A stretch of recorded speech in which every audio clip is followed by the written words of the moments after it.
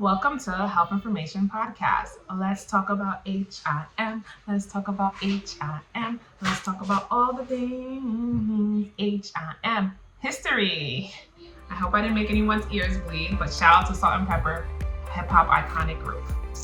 All right, so you guessed it. Today's episode is going to be about the history of health information. I know there's a lot of confusion, or a lot of us are just not aware of what HIM exactly is.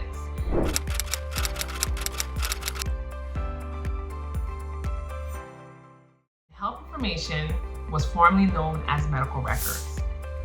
There's numerous reasons why the department and the field itself has changed. We can say, it's the evolution of healthcare, but also technology has played a role. We can't talk about healthcare without HIM. It's deeply intertwined. With its humble beginnings of being a record-keeping department to now being a cornerstone in healthcare.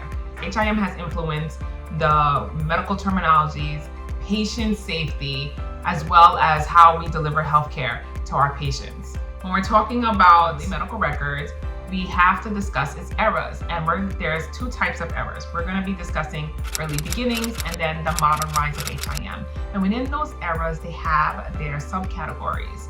With the early beginnings, we have pre-modern time, and then we have the 19th century.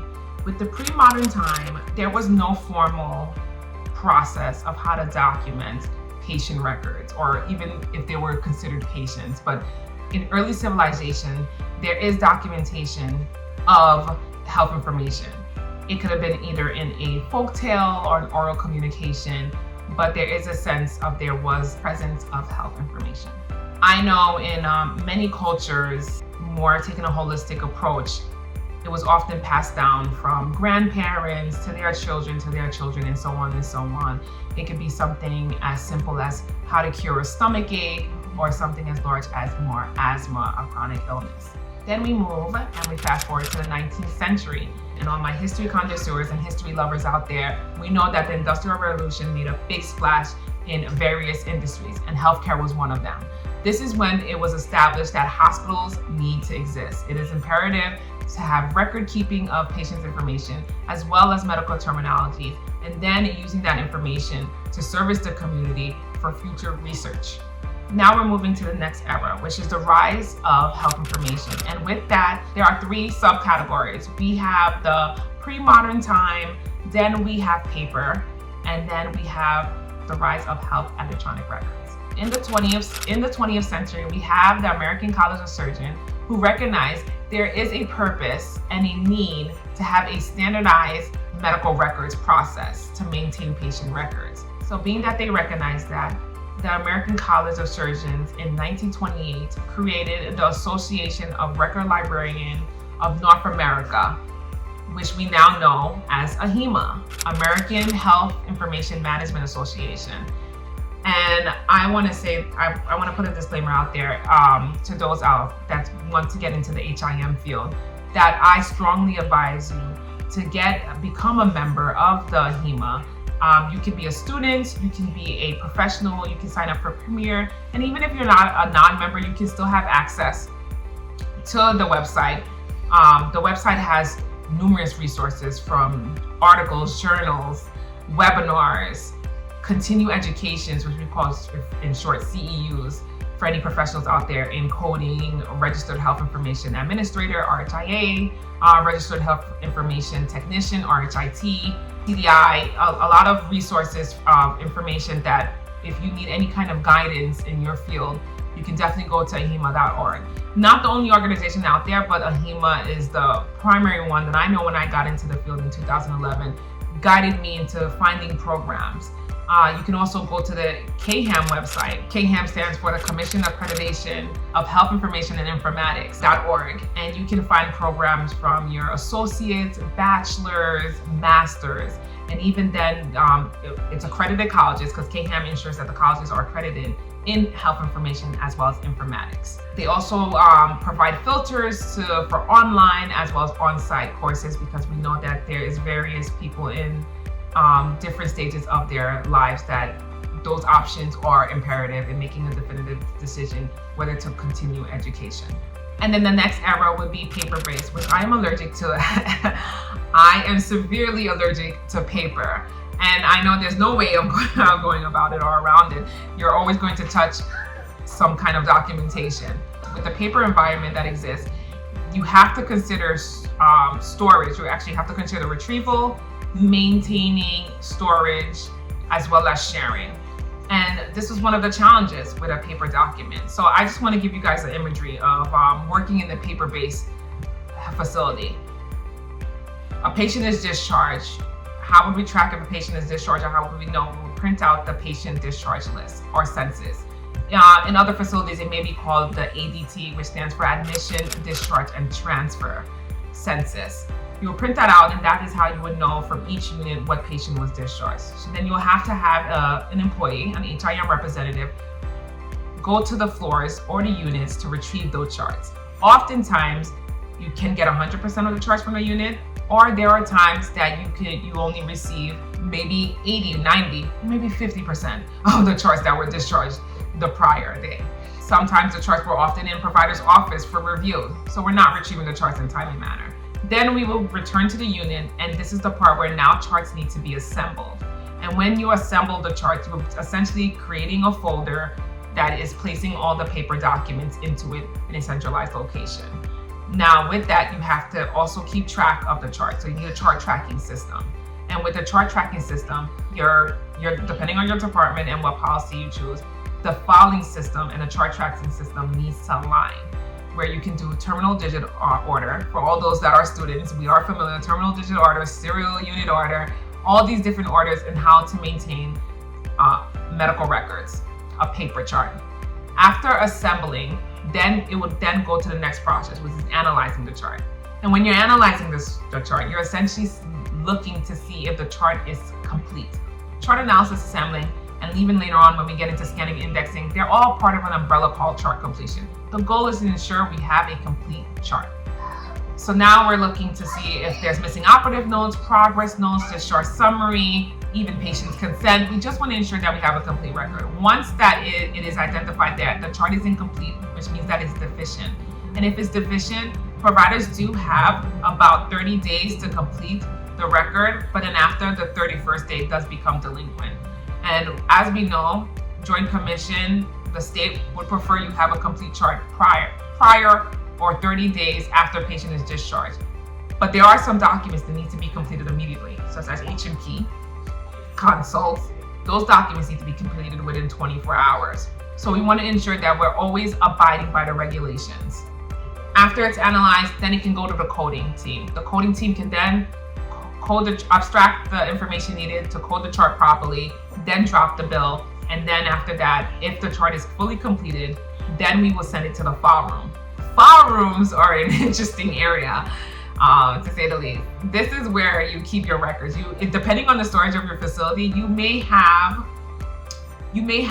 5 years or 3 years. From my experience, we always maintain 3 years. And on the 3rd year, we would then start purging the record, because you do need to make space. And this is where we're talking about maintaining storage, etc. So we would call this process purge.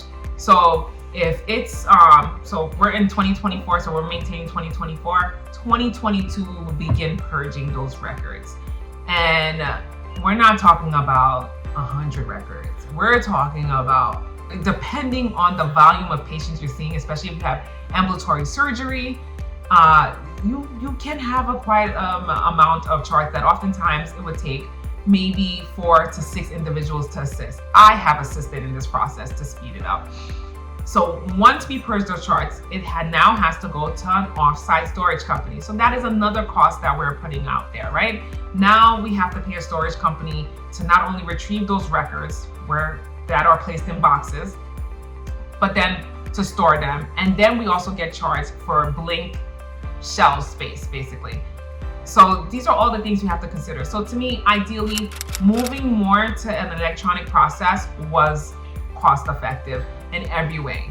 But of course, the EMR system does have its costly moments in there.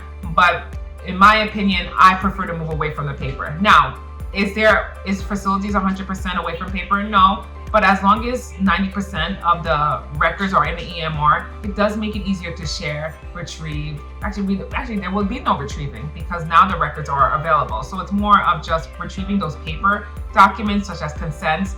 Oftentimes, those are the documents that are on paper, and that's depending if the facility signature pads are working or do not have signature pads, depending on the budget, of course, of the facility. Then we move to a more of my era as a millennial, the digital age era, where an electronic health record now exists, I've been saying for short, it's an EHR system.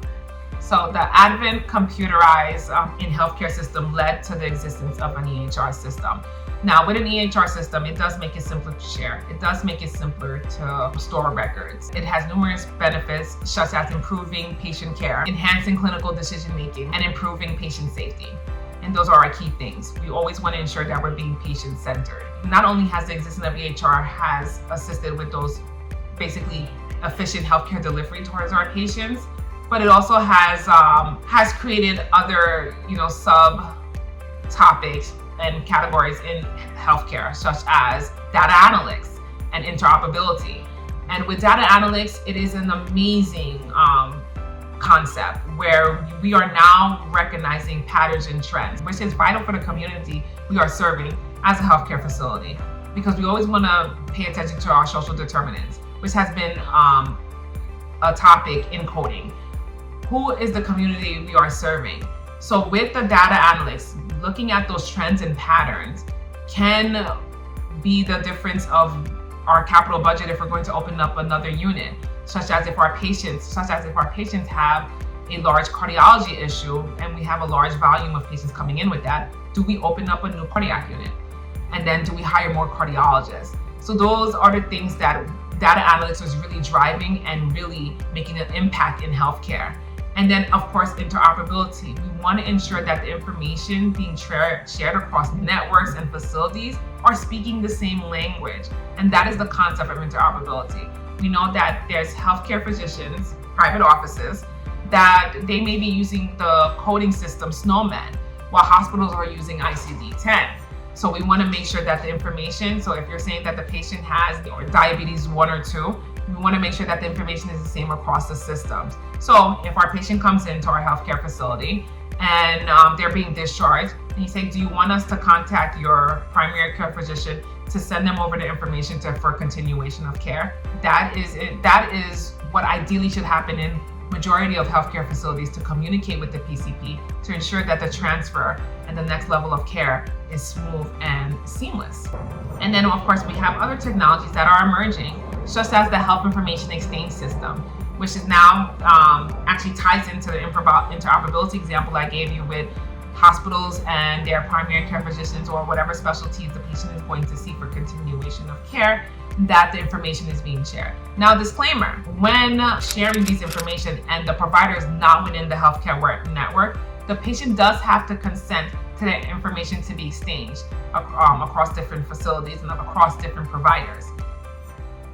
A lot of patients are not aware and do not understand that, and I'm going to discuss that. I think that's a great topic to discuss in in a future podcast. I know when I first got this form from my primary care physician years ago, I was ignorant to this. So I said, no, I don't want them sharing the information. Why would I want the providers talking to each other? But you do want that. So going forward, once I got more educated, and of course being in the HIM field, I understood the importance of having that information shared across the facilities. This is the difference of doing duplicate tests.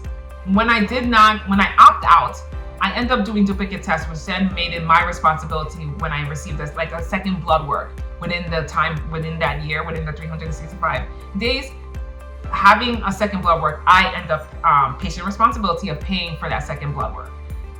Now, if I opt in, my specialty provider that I was seeing and my PCP would have been speaking the same language, they would have been the same information, that would have avoided duplicate testing. So those are one of the things that I learned from. So I want to make sure that we understand that having a health information exchange and opting into having that information shared is very, very useful and very vital and very helpful. So it's something that we need to be more aware and educated. And it's part of healthcare literacy, essentially. And then we also have other emerging technology systems in the modern HIM, where we have the hot topic, artificial intelligence. We've been hearing artificial intelligence for celebrities and singing and all that, but also artificial intelligence is being used in healthcare as well.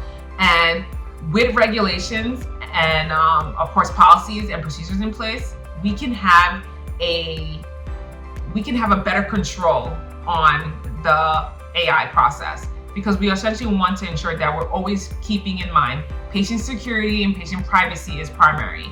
HIPAA is out there, and one of the things that HIPAA, yes, when the electronic record came about and the HITECH Act and all these other acts came, the whole premises is that HIPAA was of course on the forefront of ensuring that the patient's privacy and security and confidentiality is always in the forefront when we're moving into a new process. So same as the AI process, we want to ensure that we're keeping documents secure. Machine learning, and then we have blockchain in healthcare. These are all technologies that are making a big splash. And I don't foresee us reverting back, but I will say that even though I'm a fan of EMR systems and electronic systems and technology systems in healthcare, we always have to ensure that we keep in mind of how the process was prior and also understand the history. One of the things that happened in the tri-state area in New York, primarily in New York, and I think I'm not sure if the tri-state area was affected, but I know in New York, in July, Microsoft had an upgrade, and it did not only affect individual personal computers, but it also affected a lot of our hospitals' electronic health record. We couldn't log in. And luckily, well, I know for my facility, we were on it. We did not miss a beat. Because one thing for sure is that even though we have 100% moves towards an EMR system, we still need to have paper documents. And this is important when you have your forms committee in a healthcare facility that HIM and IT informatics and other disciplinaries are a part of. It is important that we always maintain the paper form. So in case something like this, where we can't log into our EMR system, but now we have our paper documents, such as the progress notes, the discharge summary, consults, the medication reconciliation forms, that we have it present there so we can still operate as normal business. So of course my team have to then upload those records, and we did eventually upload it in a time, what I consider timely, because usually it takes longer to upload a record, but we're talking about an entire day worth of medical records. So within 24 hours, we were back up and running, thankfully. And other facilities said they were up and running by the end of business day.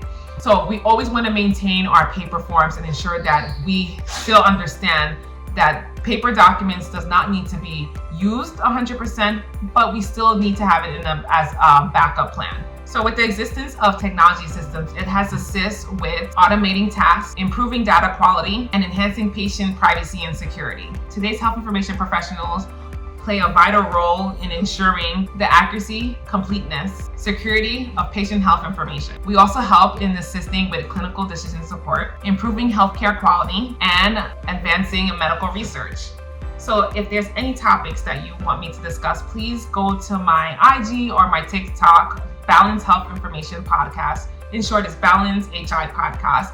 Any questions, any topics, and hopefully we can do a live and we can just basically discuss any of technology systems, or even go back to like how it was before technology existed. I know there's people that prefer paper, and I would love to hear from you guys. So let's talk about it. Thank you.